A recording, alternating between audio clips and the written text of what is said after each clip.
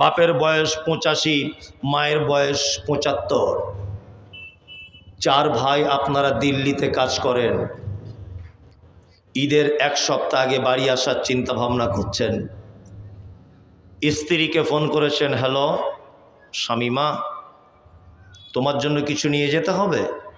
শামিমা বলছে, আমার জন্য একটা শাড়ি, ছেলের জন্য একটা জিন্স প্যান্ট, মেয়ের জন্য 2টো টপ, আর আমার বোনের জন্য 2টো শাড়ি। মনে করে আনবে কিন্তু। ঠিক আছে। আধ ঘন্টা পরে আবার বউ ফোন করেছে, এই শোনো শোনো শোনো, হলুদ কালারের নিবে কিন্তু আমার শাড়ি 2টো। বলছে হলুদ কালারেরই তো নিয়েছি। বলছে ঠিক আছে, তাহলে তাড়াতাড়ি এসো। বলছে না, একটু দেরি হবে, ওই মায়ের জন্য একটা শাড়ি দেখছি আর আব্বার জন্য একটা পাঞ্জাবি ঈদের দিনে পরবে। তখন ওর স্ত্রী ভাকুড়ি থেকে দিল্লিতে ফোনে বলছে, কেন তুমি প্রত্যেক বছর আব্বা মায়ের শাড়ি দিতে যাবে? তোমার আর 3টে ভাই চোখে দেখতে পায় না? বাড়ি চলে এসো। বাড়ি চলে এলো। আর বইয়ের কথা কে না শোনে?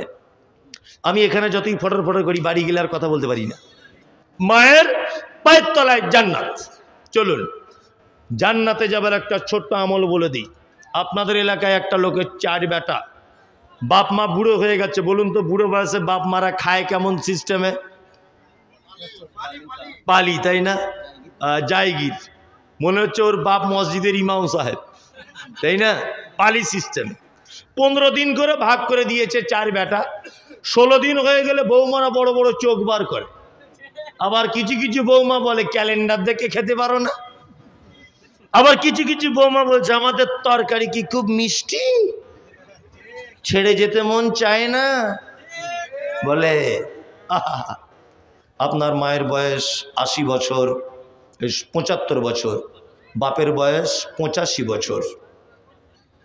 সবাই চুপ করুন, কেউ হিলডোল করবেন না, চুপচাপ বসুন। এই কথাটা বলার জন্য অনুরোধ করছি। নড়াচড়া পর্যন্ত করবেন না, আমার দিকে অ্যাক্টিভ হয়ে থাকুন। এই কথাটা শুনলে আপনার এইখান থেকে যদি 1 ফোঁটা পানি না বার হয়, তাহলে ভেবে নিতে হবে যে আপনার অন্তর শক্তে পাথরের মতো হয়ে গেছে। আর এইখানে যদি একটু নরম হয় এই 2 জায়গায়, তাহলে ভাববো এতক্ষণ বক্তব্য দিয়ে আপনার কিছু কাজ হয়েছে। জি, শুনতে থাকুন। বাপের বয়স 85, মায়ের বয়স 75। 4 ভাই আপনারা দিল্লিতে কাজ করেন। ঈদের 1 সপ্তাহ আগে বাড়ি আসার চিন্তা ভাবনা করছেন। স্ত্রীকে ফোন করেছেন, হ্যালো শামিমা, তোমার জন্য কিছু নিয়ে যেতে হবে। শামিমা বলছে, আমার জন্য একটা শাড়ি, ছেলের জন্য একটা জিন্স প্যান্ট, মেয়ের জন্য 2টো টপ, আর আমার বোনের জন্য 2টো শাড়ি। মনে করে আনবে কিন্তু। ঠিক আছে। আধ ঘন্টা পরে আবার বউ ফোন করেছে, এই শোনো শোনো শোনো, হলুদ কালারের নিবে কিন্তু আমার শাড়ি 2টো। বলছে হলুদ কালারেরই তো নিয়েছি। বলছে ঠিক আছে, তাহলে তাড়াতাড়ি এসো। বলছে না, একটু দেরি হবে, ওই মায়ের জন্য একটা শাড়ি দেখছি আর আব্বার জন্য একটা পাঞ্জাবি ঈদের দিনে পরবে। তখন ওর স্ত্রী ভাকুড়ি থেকে দিল্লিতে ফোনে বলছে, কেন তুমি প্রত্যেক বছর আব্বা মায়ের শাড়ি দিতে যাবে? তোমার আর 3টে ভাই চোখে দেখতে পায় না? বাড়ি চলে এসো। বাড়ি চলে এলো। আর বইয়ের কথা কে না শোনে? আমি এখানে যতই ফটর ফটর করি, বাড়ি গেলে আর কথা বলতে পারি না। একটা কিছু বললে শুধু বলে, তোমার কথা কে শোনে বলো তো? কে তোমাকে প্রধান বক্তা করে ডাকে? বলে মনে মনে ভাবি, ওরে সব জায়গায় আমি হিরো, তোমার কাছেই জিরো। কি হেডমাস্টার, কি সাইকুল হাদিস, কি সালাফি, কি নাদবি, কি অমুক, কি তমুক। বাড়িতে গেলে কোনো কথা চলবে না। 4 ভাই চলে এলো বইয়ের হুমকি শুনে বাড়িতে।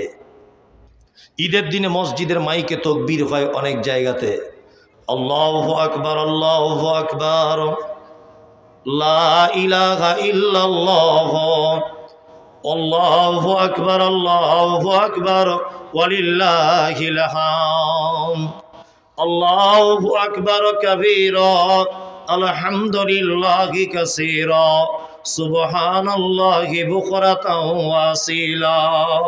হয় কি হয় না? সবাই নতুন জামা কাপড় পরে ঈদগাহে যাচ্ছে নামাজ পড়তে। তোমার আব্বা গত বছরের একটা পুরাতন পাঞ্জাবি আর লুঙ্গি ছিল, সেটা পরে হাতে লাঠি নিয়ে ঈদগাহে যাচ্ছে কাঁপতে কাঁপতে কাঁপতে। তোমার মা দুতলা বাড়িতে উঠতে পারে না বলে তোমার সিঁড়ির তলাতে মশারির ভিতরে বসে আছে, ভালো চলাফেরা করতে পারে না। চারটে বৌমা থাকার পরেও ঈদের দিনে কেউ ধরিয়ে একটু গোসল করিয়েও দিল না। তোমার আব্বা ঈদের নামাজ পড়ে বাড়ি চলে এলো, মেন গেটের সামনে বসে আছে দুপুর 2টো পর্যন্ত। কেউ বৌমা একবারও ডাকে না, আব্বা 2 পিস মাংস, একটু সিমাই, একটু লাচ্চা খেয়ে যাও, কোনো বৌমা ডাকে না। ছোট বৌমার মনে দয়া হলো, 4 পিস মাংস আর 2টো রুটি ছেলেকে দিয়ে বলছে তোর দাদির মশারির ভিতরে দিয়ায়।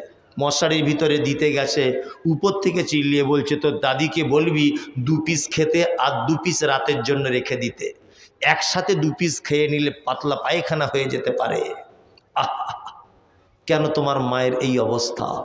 তোমার মা তো 4 বেটার কাছে রাজ সিংহাসনে বসে থাকার কথা আজ ঈদের দিনে। হ্যাঁ, তোমার মায়ের যে অবশ্যই এর পিছনে অপরাধ আছে। আমি যা সমীক্ষা করেছি, পৃথিবীতে মায়ের থেকে বড় অপরাধী আর কোনো নারী পৃথিবীতে নাই। পৃথিবীতে বাপের মতো বড় অপরাধ পৃথিবীতে কোনো পুরুষ মানুষ করে নাই। তাই ঈদের দিনে তুমি তোমার বউ, তোমার বেটা, তোমার শালা, তোমার শালী, তোমার প্রতিবেশী সবাইকে তুমি আনন্দ উল্লাসে মেতে গেছো, তোমার আব্বা মাকে ভুলে গেছো। শোনো, তোমার মায়ের অপরাধগুলো একটা একটা করে বলি। তোমার মা ভাকুড়ি অঞ্চলের এই গ্রামের একজন মহিলা, পর্দারাসীন মেয়ে, জীবনে কোনো পরপুরুষের মুখ দেখায়নি, আজও পর্যন্ত দেখা দেয় না। কিন্তু তোমার মতো বদমাশ ছেলেকে জন্ম দিতে গিয়ে বহরমপুর জেলা হাসপাতালে পরপুরুষ ডাক্তারের সামনে তোমার মা বেলাউজ ছায়া কাপড় খুলে নিজের লজ্জাস্থান দেখিয়ে পরপুরুষ ডাক্তারের কাছে তোমাকে জন্ম দিয়েছে। এটা তোমার মায়ের জীবনের 1 নম্বর বড় অপরাধ। যে তোমাকে জন্ম দিতে গিয়ে যে মা পরপুরুষের সামনে মুখ দেখায় না, সেই মা পরপুরুষের সঙ্গে নিজের লজ্জাস্থান দেখাচ্ছে তোমার মতো বদমাশ ছেলেকে জন্ম দেওয়ার জন্য। এটা তার জীবনের 1 নম্বরের বড় অপরাধ। 2 নম্বরের বড় অপরাধ, তোমার মায়ের মাথার চুল কালো কুচকুচে, হাঁটু পর্যন্ত দোলে। তোমার মা চরমা অপরূপা সুন্দরী। তোমার মাকে দেখে কোনজন? পাড়ার অন্যান্য মেয়েরা তোমার মাকে দেখতে আসে। বুবু, তোমার চুলগুলো দেখি, কেমন করে মেনটেন্স করো, কেমন করে তেল লাগাও, কেমন করে শ্যাম্পু করো। তোমার মায়ের কালো কুচকুচে হাঁটু পর্যন্ত দোলানো চুল। তোমার মতো বদমাশ ছেলেকে পৃথিবীতে আনার জন্য হসপিটালের বেডে লাল রক্তেতে কালো হাঁটু পর্যন্ত দোলানো চুল জমাট বেঁধে গিয়েছিল। এটা তোমার মায়ের 2য় বড় অপরাধ। 3য় বড় অপরাধ, ডাক্তার বাবুরা বলেছে নরমালে বাচ্চা হবে না, এমার্জেন্সি সিজার করতে হবে। পেটের ভিতরে বাচ্চা আড়াআড়ি লেগে গেছে। তোমার মায়ের বয়স যখন 16 বছর, তোমার মা তখন টিটিনাস ইনজেকশন নিতে ভয় করত। তোমার মা ব্লেড দিয়ে নখ কাটতে ভয় করত। কিন্তু তোমার মা নিজেকে বাঁচাবে না এইটা ভেবেও ডাক্তারকে বলছে, ডাক্তার বাবু ওটিতে শুয়ে কাঁদছে আর বলছে, ডাক্তার বাবু আমার বাচ্চাকে যেমন করে হোক বাঁচিয়ে দাও, আমার প্রাণের বিনিময়ে হলেও আমার বাচ্চা বেঁচে থাক, আমি চলে যাব। ডাক্তার বাবু আপনি আমাকে সিজার করে দেন। যে মা ইনজেকশন নিতে ভয় করে, যে মা হাতের নখ কাটতে ভয় করে, সেই মা ধারালো ছুরি দিয়ে নিজের পেট একদম জীবিত গরু ছাগলের মতো কেটে দিয়ে কলকল করে রক্ত বার হচ্ছে, জননী নিজে চোখে দেখছে। শুধু মা বলে মধুর ভাষাটা শুনবে বলে তোমার মুখে নিজের পেট কেটে তোমাকে পৃথিবীর আলো দেখিয়েছে। আজও পর্যন্ত 70 বছর বয়সে তোমার মা সেই যে তোমাকে সিজার করা হয়েছিল তার অল্প হলেও ব্যথাটা অনুভব করে। এটা তোমার মায়ের 3 নম্বরের বড় অপরাধ। তোমার মায়ের 4 নম্বরে বড় অপরাধ, চিকিৎসা বিজ্ঞানীরা বলেছে প্রত্যেক দিন একটা শিশু তার মায়ের 8 বার দুধ পান করে। একবারে 250 গ্রাম করে দুধ পান করে। কোরআনের ভাষা 30 মাস দুধ পান করাতে হয়।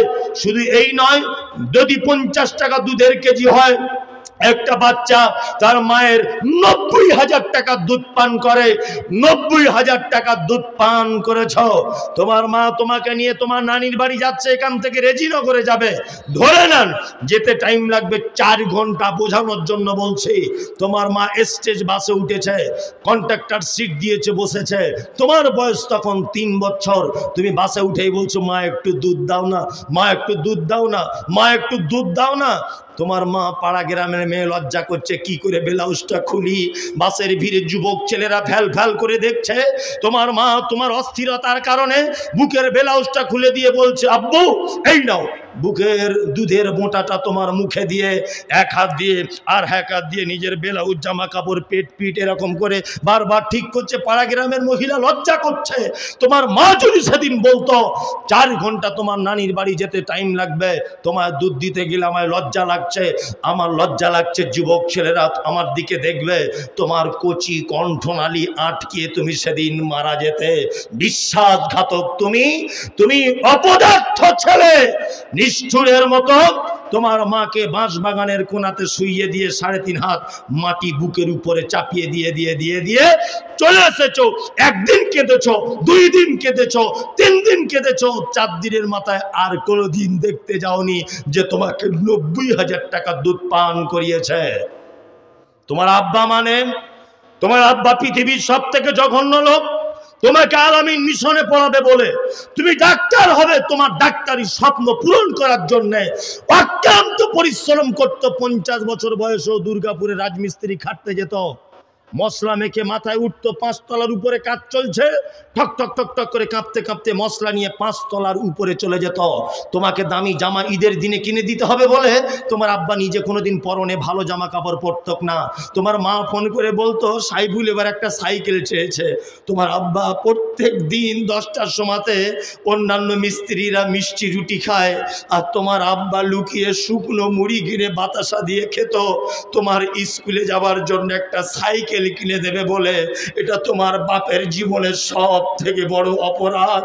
তোমার স্বপ্ন পূরণ করবে বলে তোমার আব্বার পিছনে জামা ছিঁড়ে যেত, ঘামে ভিজে ভিজে ভিজে ভিজে কালো বর্ণের দাগ হয়ে যেত।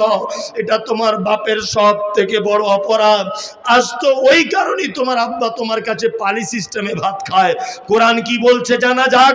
কোরআন বলছে ইয়াসআলুনাকা মাযা ইউনফিকুন কুল মা আনফাকতুম মিন খাইরিন ফালিল ওয়ালিদাইন ওয়াল আকরাবিন ওয়াল ইয়াতামা ওয়াল মাসাকিন ওয়া বনিস সাবিল ওয়া মা তাফআলু মিন খাইরিন ফাইন্নাল্লাহা বিহি আলিম।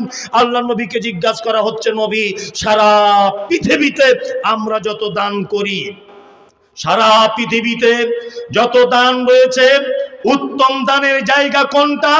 নবীজি কোরআন দিয়ে বলছে কুল। আল্লাহ নবীকে বলছেন নবী আপনি বলে দিন মা আনফাকতুম মিন খাইরিন ফালিল ওয়ালিদাইন ওয়াল আকরাবিন ওয়াল ইয়াতামা ওয়াল মাসাকিন ওয়া বনিস সাবিল ওয়া মা তাফআলু মিন খাইরিন ফাইন্নাল্লাহা বিহি আলিম। সারা পৃথিবীতে যত দান করার জায়গা আছে, সারা পৃথিবীতে যত দান উত্তম দান রয়েছে, আমি আল্লাহ বলে দিলাম মা বাপের পিছনে কোনো সন্তান যদি 1 টাকাও খরচা করে, এইটাই হচ্ছে পৃথিবীর সব থেকে উত্তম দান। মসজিদ কেনা হচ্ছে, এখানে যদি 1 লাখ টাকা দান করেন নেকি হবে 1 লাখ টাকা। ওই দানটা যদি শুধু একটু ঘুরিয়ে দিয়ে বলেন যে মৌলভী সাহেব এটা আমার মায়ের জন্য দানটা করলাম, নেকি হবে 1 লক্ষ কোটি। কোথায় জান্নাত খুঁজছেন? টাকা হয়েছে, ঘন ঘন উমরা হজ করতে যাচ্ছে, মা পালি সিস্টেমে ভাত খায়। অথচ রাসূলুল্লাহ বলেছেন তোমার মায়ের পায়ের তলায় জান্নাত। জান্নাত পায়ের তলায় নেই। আল্লাহর নবী পিতামাতার মর্যাদা বুঝিয়েছেন যে সব থেকে ইম্পর্টেন্ট জায়গা জান্নাত, সেটা তোমার মায়ের পায়ের থেকে বেশি দাম নয়। জান্নাতের থেকে তোমার মায়ের মর্যাদা কম কিছু নয়। আল্লাহর নবী এটা বুঝিয়েছেন। জায়গাটার দাম হয়েছে কত? 75 লাখ, বাকি 75 লাখ। এই জায়গাটার দাম 2.5 কোটি। হ্যাঁ, তো অনেকটা জায়গা আছে, জায়গা, বাজারের জায়গা। 2.5 কোটি যায়, আমার জীবের আড়ই ভাঙবে না। 75 লাখ টাকা বাকি আছে। একজন লোক বলুন যে আমি আমার মায়ের 90,000 টাকা দুধ খেয়েছি। আপনি বলেছেন আর 10,000 টাকা খুশি করে দিলাম, 1 লাখ টাকা আমি দিয়ে দেবো আল্লাহর হস্তে। ইনশাআল্লাহ দেওয়ার লোক আছে আছে, প্রচুর লোক আছে। ভালো জায়গা। বলুন, একটা লোক বলুন তো দেখি। দানটা আপনি আপনার আব্বা মায়ের জন্য করবেন, একবারে না পারেন 2বারে দিবেন। একটা লোক বলুন। 2.5 কোটি টাকার জায়গা কিনছে মানে এখানে জাতা লোক বসবাস করে না, হ্যাঁ অবশ্যই তাই না? হিম্মত আছে। জি, হিম্মত আছে। একটু মেহেরবানি করে একটা লোক বলুন। আমি আদায় করতে পারি না, কিন্তু এটা আগে বলে দিচ্ছি, আমি বেশি আদায় করতে পারবো না। 5-7 মিনিট বলবো, তার মধ্যে একটা লোক বলুন। আছেন কেউ? আরে 1 লাখ বলেছি, অন্তত 50,000 আপনি বলুন। লাখে থেকে নামা হবে না লোক ও, লাখে থেকে নামা হবে না? মাশাআল্লাহ, লোক আছে তাই না? মাশাআল্লাহ মাশাআল্লাহ। একটা লোক বলুন, একটু তাকাতাকি করিয়েন না। হ্যাঁ, ও বড় বড় হয়ে গেছে, নিচে নামতে হবে। আমি জানি তো, আমার আগে যিনি বক্তব্য রাখছি আলহামদুলিল্লাহ, ওনার গলার কণ্ঠস্বরও খুব ভালো। ওর গলা শুনে সব 3 লাখ পর্যন্ত দিয়েছে মোস্তফানাকে, আমি শুনেছি, তাই না? আপনি 50 কে? মাশাআল্লাহ, হবে ইনশাআল্লাহ। শাহনাজ মন্ডল 1 লাখ টাকা। আলহামদুলিল্লাহ, আল্লাহুম্মা সাল্লি আলাইহি। সবাই বলুন আল্লাহুম্মা সাল্লি আলাইহি, আল্লাহুম্মা বারিক আলাই। আল্লাহ তুমি তার উপরে শান্তি বর্ষণ করো, তার মালে বরকত দাও। জি, 50 কে দিবেন? আর লিড আসুন। ও, রুস্তুম হোল্ডিং 1 লাখ টাকা দিবেন। আল্লাহু আকবার। বলুন আল্লাহুম্মা সাল্লি আলাইহি, আল্লাহুম্মা বারিক আলাই।